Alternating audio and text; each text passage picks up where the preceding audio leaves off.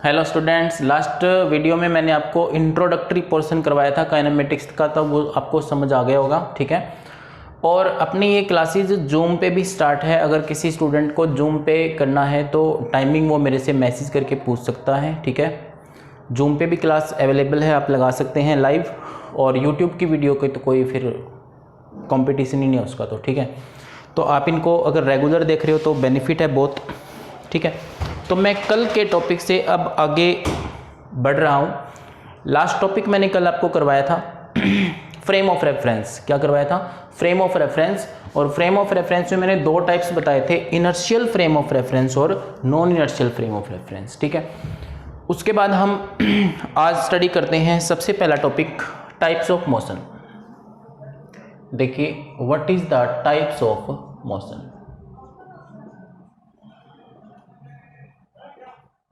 Motion कितने type का हो सकता है? तो बेसिकली मैं मोशन को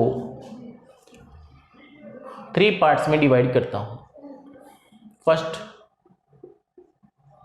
रेक्टिलिनियर और ट्रांसलेटरी। ठीक है, सेकंड होता है जी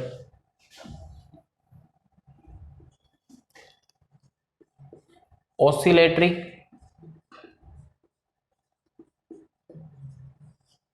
and vibratory.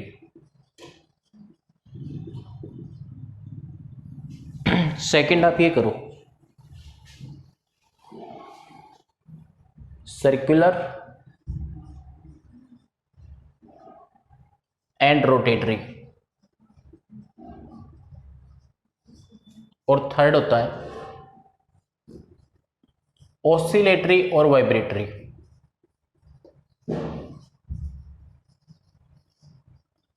Oscillatory and vibratory motion. ठीक है, तो mainly types of motion is categorized into 3 parts that are rectilinear, translatory, circular या रोटेटरी, या फिर ऑसिलेटरी एंड वाइब्रेटरी। इन सभी डेफिनेशंस को समझने के लिए हमें एटलीस्ट ध्यान होना चाहिए कि पॉइंट मास ऑब्जेक्ट क्या होता है। तो point mass object is that object या that body which cover much larger distance than its on size. खुद के साइज से अगर वो बहुत ज़्यादा डिस्टेंस को ट्रेवल कर लेता है कोई ऑब्जेक्ट, तो उस ऑब्जेक्ट को हम क्या कह देते हैं? पॉइंट मास ऑब्जेक्ट कह देते हैं। ठीक है, तो देखिए, सबसे फर्स्ट पार्ट जो है वो मैं एक्सप्लेन करने जा रहा हूं। What do you mean by rectilinear motion? Rectilinear motion. ठीक है, तो देखो, अगर बॉडी कैसी हो, पॉइंट मास ऑब्जेक्ट हो। मैं समझा रहा हूं आपको ये टॉपिक। अगर बॉडी पॉइंट मास ऑब्जेक्ट हो और वो मूव करे स्ट्रेट लाइन में, तो उस मोशन को हम क्या कहेंगे? Rectilinear motion. क्लियर है बात? एग्जांपल देता हूं। जैसे कि किसी रोड पे स्ट्रेट लाइन, बिल्कुल स्ट्रेट रोड है ये, उस पे कोई कार चल रही है। कार आप कुछ भी बना सकते हो ऐसे। ठीक है, एक कार का मोशन, कार को आप क्या मानते हो रोड के रिस्पेक्ट में? Because distance travelled by that body is much larger, then this is considered as a point mass object. ठीक है, अगर उस बॉडी को हम मान लें कि वो पॉइंट मास ऑब्जेक्ट है और वो स्ट्रेट लाइन में डिस्टेंस ट्रेवल कर रही है, तो वो क्या कहलाएगा? रेक्टिलिनियर मोशन कहलाएगा। क्लियर है बात? जैसे एक एग्जांपल लेते हैं, जैसे अर्थ का मोशन है सन के चारों तरफ, तो अर्थ को उस, ये तो फिर सर्कुलर में चला जाएगा वैसे तो। ठीक है, स्ट्रेट लाइन नहीं है ये मोशन। मतलब इस तरह का कोई भी एग्जांपल आप ले सकते हो जिसमें मोशन ऑफ ट्रेन है, जैसे कि motion of train along straight track. ठीक है, तो वो क्या होते हैं? रेक्टिलिनियर मोशन होते हैं। ठीक, अभी आपको समझने की जरूरत है what is the translatory motion. इनमें थोड़ा थोड़ा डिफरेंस है, जो मैंने साथ साथ लिखे हैं ना डेफिनेशन, इनमें थोड़ा थोड़ा स्लाइट सा डिफरेंस है, वो आपने क्लियर करना है। तो ये आपको समझ में आ गया रेक्टिलिनियर क्या होता है। ऐसी बॉडी जिसको हम क्या मान ले, पॉइंट मास ऑब्जेक्ट, और वो कैसा मोशन करे, स्ट्रेट लाइन में, ठीक है ना, तो उसे क्या कहेंगे, रेक्टिलिनियर मोशन। ठीक है, अभी देखो ट्रांसलेटरी मोशन क्या होता है, इसी का पार्ट। तो ट्रांसलेटरी कब कहेंगे, देखिए बॉडी पॉइंट मास ऑब्जेक्ट ना हो,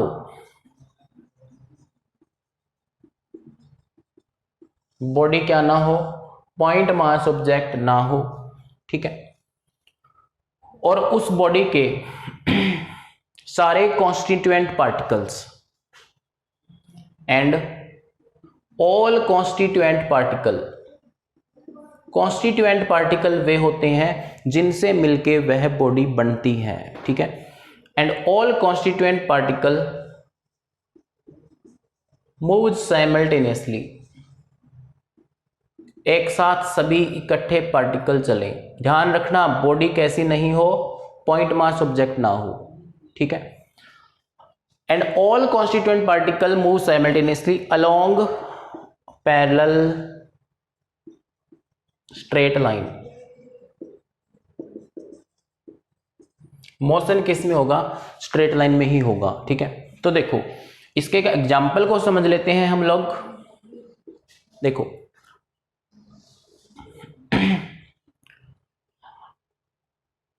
अब आप ये मानो कि यहां पे कोई या ऐसे मान लो कि ये कोई इंक्लाइंड सरफेस है, ठीक है, इस सरफेस को क्या बोलते हैं, इंक्लाइंड सरफेस बोलते हैं। यहां पे ऐसे जैसे कि रैंप होता है घर के आगे, ठीक है, तो उस पे मैंने किसी ब्लॉक को रखा हुआ था, मास है कोई ये, और that block is made up of very very small particles, छोटे छोटे पार्टिकल से मिलके बना हुआ है। तो जब ये ब्लॉक नीचे की तरफ क्या करेगा, स्लाइड करेगा, तो स्लाइड करेगा तो इसका मोशन तो सीधा ही है ना, स्ट्रेट लाइन में ही है ना, ठीक है, लेकिन इसके सारे पार्टिकल क्या हो रहे हैं, इसके साथ ही आ रहे हैं।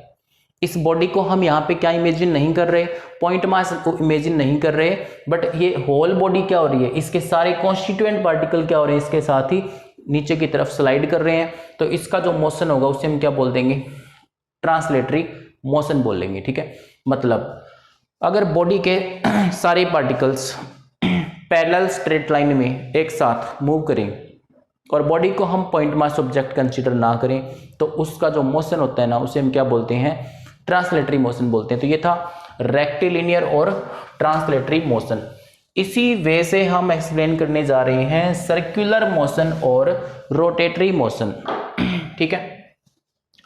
तो देखो भी नेक्स्ट जो है दैट इज सर्कुलर मोशन। अब तुम देखो सर्कुलर मोशन कौन सा होता है। अगर मैं बॉडी को क्या मान लूं,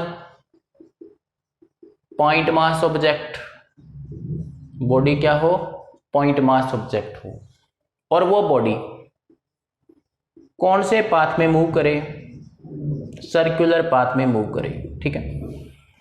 इफ बॉडी इज या object is point mass object and move along circular path, then its motion is called circular motion. उस मोशन को क्या कहते हो, सर्कुलर मोशन कहते हैं। जैसे कि एग्जांपल, अब जैसे अर्थ है, कल बताया था ना कि अर्थ जो होती है उसको भी हम रिगार्ड मानते हैं, कंसीडर करते हैं एक point mass object as compare to sun, ठीक है। तो सन के चारों तरफ जब वो रिवॉल्व करती है तो कौन से पाथ में करती है, एलिप्टिकल बोल दो चाहे सर्कुलर बोल दो, दोनों अप्रोक्सीमेट हैं।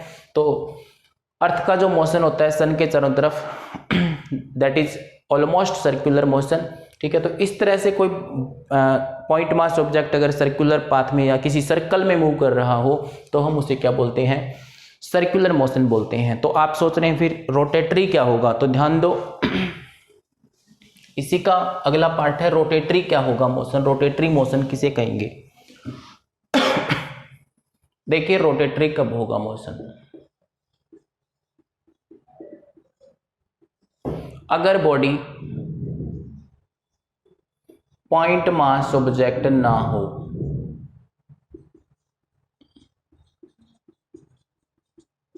पॉइंट मास ऑब्जेक्ट ना हो, ठीक है, और उस बॉडी के सारे constituent particles, all constituent particle of that body move along concentric circles. अगर उस बॉडी के सारे कॉन्स्टिट्यूएंट पार्टिकल्स, फॉर एग्जांपल आप ये बॉडी लेट कर लो, ये वाली कोई बॉडी लेट कर लो, ठीक है ना, और ये पॉइंट मास ऑब्जेक्ट नहीं है, ठीक है, this is made up of very large number of particles, बहुत सारे पार्टिकल्स हमने इसके लेट कर लिए, और ये अपने ही एक्सिस पे, एक्सिस क्या होगा, एक पर्टिकुलर एक्सिस ऑफ रोटेशन होगा, उस एक्सिस ऑफ रोटेशन के चारों तरफ, जैसे कि फॉर एग्जांपल ये कोई एक्सिस ऑफ रोटेशन है और इसके चारों तरफ कोई बॉडी इस तरफ अपने ही एक्सिस पे लगातार घूम रही है, ठीक है ना, तो उसे हम क्या बोलेंगे, रोटेटरी मोशन बोलेंगे। तो उस केस में क्या होगा, जो एवरी पार्टिकल होगा that will describe its own circle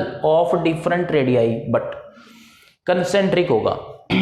radius क्या होगा, डिफरेंट हो सकता है, ठीक है, तो रेडियस तो डिफरेंट है लेकिन सभी का जो सर्कल बनेगा वो कैसा होगा, कॉन्सेंट्रिक सर्कल होंगे, ठीक है, तो उस तरह के मोशन को हम क्या बोलते हैं भाई, रोटेटरी मोशन बोलते हैं।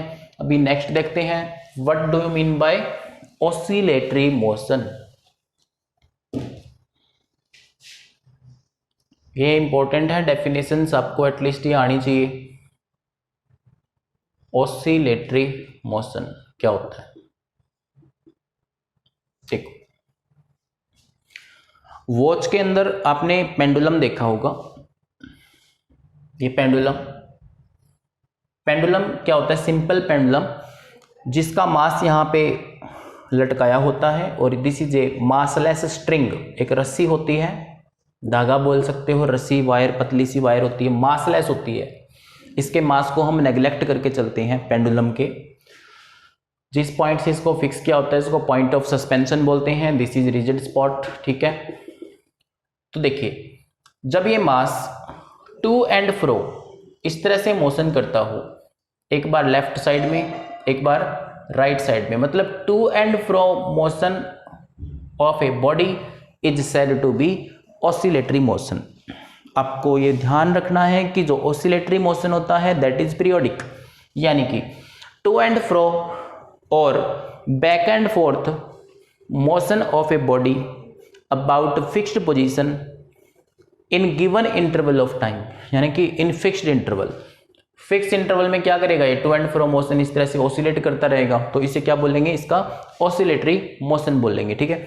तो ध्यान रहे ऑसिलेटरी मोशन का एम्पलीट्यूड, इस लाइन को बोलते हैं मीन पोजीशन, इस लाइन को क्या बोलते हैं, मीन पोजीशन। और जहां तक वो ये यहां तक जाता है बिना इस स्ट्रिंग में स्लैकनेस, ढीलापन आए, जब तक मान लो ये यहां तक जाता है तो इस रस्सी में ढीलापन नहीं आना चाहिए, स्लैकनेस नहीं आनी चाहिए, क्योंकि अगर स्लैकन होएगी तो वो ऑसिलेटरी मोशन परफेक्ट नहीं हो पाएगा। तो देखिए इस पॉइंट को क्या बोलते हैं, जहां तक कि विदाउट स्लैकनेस जाता है दैट इज एक्सट्रीम पोजीशन, ठीक है। तो मीन पोजीशन और एक्सट्रीम पोजीशन का जो गैप होता है उस गैप को हम क्या बोलते हैं, एम्पलीट्यूड बोलते हैं। क्या बोलते हैं, ये ध्यान रखनी है, बातें पूरी फिजिक्स में यूज होनी है। मेन पोजीशन से एक्सट्रीम पोजीशन का जो मैक्सिमम डिस्प्लेसमेंट होता है, maximum displacement is called amplitude of the oscillatory motion. ये बात आप रट लो अच्छे से, maximum displacement from main position is called amplitude, ठीक है। तो ऑसिलेटरी मोशन में क्या होता है, एम्पलीट्यूड होता है। बट इसी तरह से हम डिफाइन करते हैं वाइब्रेटरी मोशन को, तो वो तो मैं यही बता देता हूं वाइब्रेटरी क्या होता है। देखो इधर वाइब्रेटरी मोशन, तो देखो होता तो वो मोशन ऑसिलेटरी की तरह ही है, this is also to and fro और back and forth, to and fro या बैक एंड फोर्थ मोशन होता है। But amplitude of vibration is very small, यानी कि एम्पलीट्यूड इस केस में क्या होता है, बहुत ही स्मॉल होता है। ऐसे देखिए मान लेते हैं this is the point of suspension, और किसी बॉडी को आपने ऑसिलेटरी बताना है तो क्या करेगा, यहीं तक इस तरह से वाइब्रेशन जो होगी। इसमें क्या होता है, जैसे स्विंग होता है, ठीक है, स्विंग में क्या होता है, ऑसिलेटरी मोशन होता है, बट जैसे वाइब्रेशन होता है, अब जैसे फोन का वाइब्रेशन है तो क्या करता है, मेन पोजीशन के अबाउट टू एंड फ्रो इस तरह का मोशन करेगा, उसे हम क्या बोलते हैं, वाइब्रेटरी बोलते हैं। तो डिफरेंस क्या हुआ, वाइब्रेटरी मोशन में एम्पलीट्यूड क्या होता है, स्मॉल होगा, और ऑसिलेटरी में कंपैरेटिवली जो एम्पलीट्यूड होता है वो लार्ज होगा। तो ये डेफिनेशंस आपको एक बार समझ आ गई होंगी, ठीक है। तो अब हम बढ़ते हैं अपने नेक्स्ट टॉपिक की तरफ, that is motion in 1 dimension, 2 dimension and 3 dimension. Motion in 1D, 2D and 3 dimension. Clear? देखो लास्ट वीडियो में हमने कोऑर्डिनेट्स के बारे में बात की थी। कोऑर्डिनेट्स हमारे पास x, y और z, ये 3 कोऑर्डिनेट होते हैं, ठीक है। तो देखो 1 डायमेंशनल मोशन किसे कहते हैं, ये फर्स्ट है हमारा 1 डायमेंशनल मोशन किसे कहेंगे, तो ये देख लो तुम।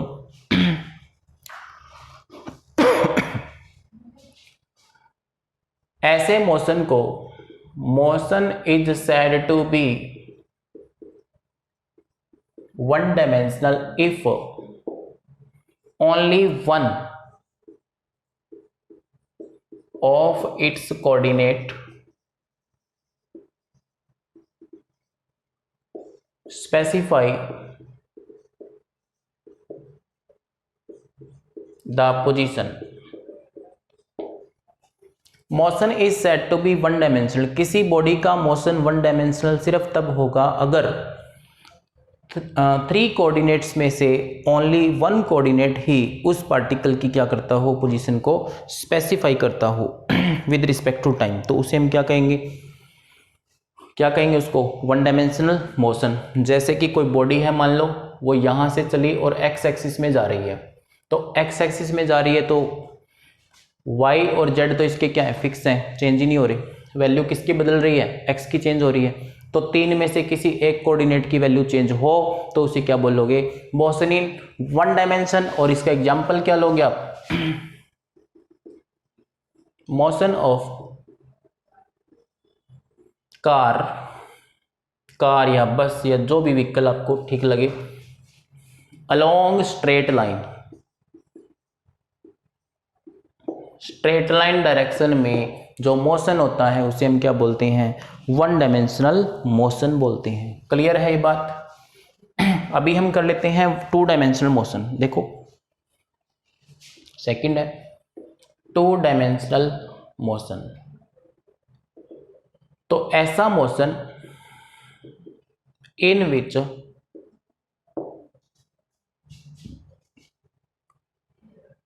To out of 3 coordinates specify position of particle.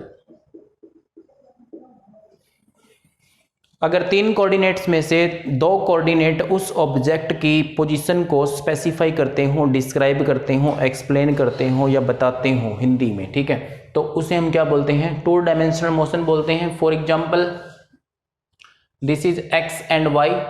अगर कोई बॉडी इस तरह मूव कर रही है जिसकी वैल्यू एक्स एक्सिस में भी आ रही हो और वाई एक्सिस में भी आ रही हो, जेड में ना आ रही हो चाहिए, ठीक है, तो उसे हम क्या बोलते हैं, 2 डायमेंशनल मोशन।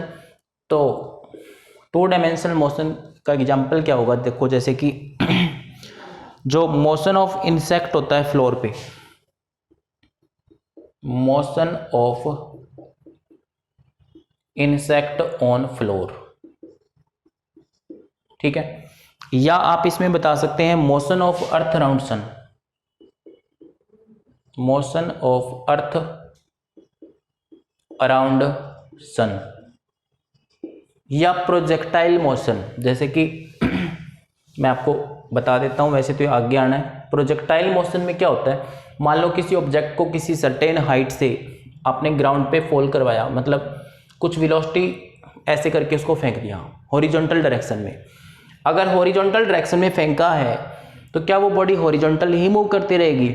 ऐसा तो नहीं है, बिकॉज ग्रेविटी की वजह से उस बॉडी को कहाँ गिरना पड़ेगा, नीचे की तरफ। तो अब देखिए इसमें एक्स और वाई एक्सिस दोनों की वैल्यू क्या हो रही है, एवरी इंस्टेंट पे एक्स और वाई की वैल्यू क्या हो रही है, चेंज हो रही है। तो इसका मतलब प्रोजेक्टाइल मोशन, इस मोशन को क्या बोलते हो, प्रोजेक्टाइल। ये चैप्टर है पूरा हमारा सेकेंड यूनिट का ही, इसको करेंगे वेक्टर के बाद आएगा ये, ठीक है।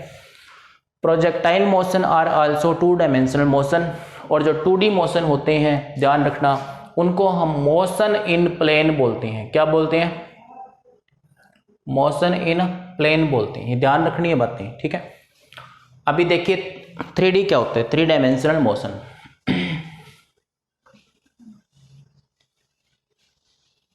ये समझ तो आ रही है ना, 1 डायमेंशनल, 2 डायमेंशनल, 3 डायमेंशनल। मेरे हिसाब से तो अभी भी बेसिक ही चल रहा है फिजिक्स का, ठीक है। आगे तो बहुत सारी चीजें हैं, ठीक है। देखिए 3 डायमेंशनल मोशन, अगर 3 कोऑर्डिनेट्स में से 3 के 3 कोऑर्डिनेट अगर किसी पार्टिकल की पोजीशन को स्पेसिफाई करते हो तो ऐसे मोशन को हम क्या बोलते हैं, 3 डायमेंशनल मोशन या मोशन इन स्पेस, ठीक है। If out of 3 all the 3 components या all the 3 coordinates specify the position of particles, then we can say that the motion is in 3 dimension। और देखिए कैसे होगा ये, मान लेते हैं दिस इज, अब देखो इसका कंसेप्ट देखो, ये एक्स एक्सिस है, इसको क्या बोलते हैं, वाई। तो जेड एक्सिस एक्चुअली कहाँ होता है, आउटसाइड होता है, यहाँ पे होता है जेड एक्सिस।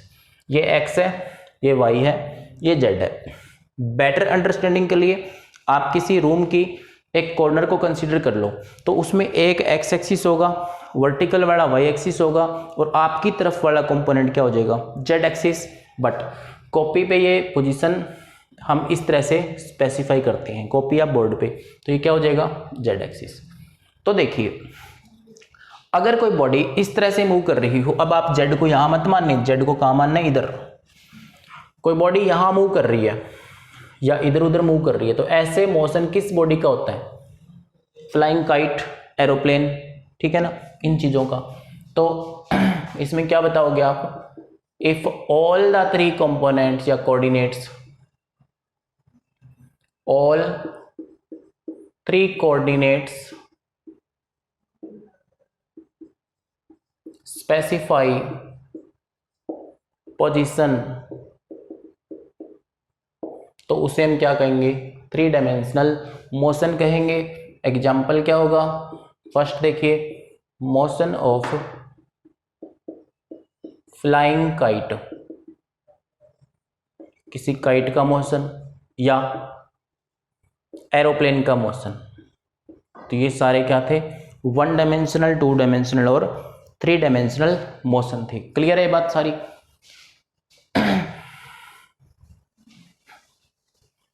तो इसको ना अच्छे से देख लेना एक बार वीडियो को, क्योंकि जो नेक्स्ट टॉपिक आना है ना वो सिलेबस का बहुत इंपॉर्टेंट पार्ट है, और उस पोर्शन को करने के लिए मैं आपको 5 मिनट बस और एक चीज बता रहा हूं, that is what do you mean by scalar and vector. ठीक है, ये आप यहां से भाई जरूर अच्छे से कर लो सिलेबस को, इसके बाद कोई भी टॉपिक आप नहीं छोड़ेंगे, स्किप नहीं करेंगे। तो देखिए सबसे पहली बात, वैसे वेक्टर का पूरा यूनिट चैप्टर आना है हमारे आगे, सेकंड यूनिट का जो 3rd चैप्टर होगा, नेक्स्ट चैप्टर जो होगा उसे क्या बोलेंगे, वेक्टर है उसका नेम। काफी इंपॉर्टेंट है, यहाँ से 5 मार्क्स का एक क्वेश्चन तो आता ही आता है। ठीक है, तो स्केलर क्या होता है, देखो those physical quantity, those physical quantity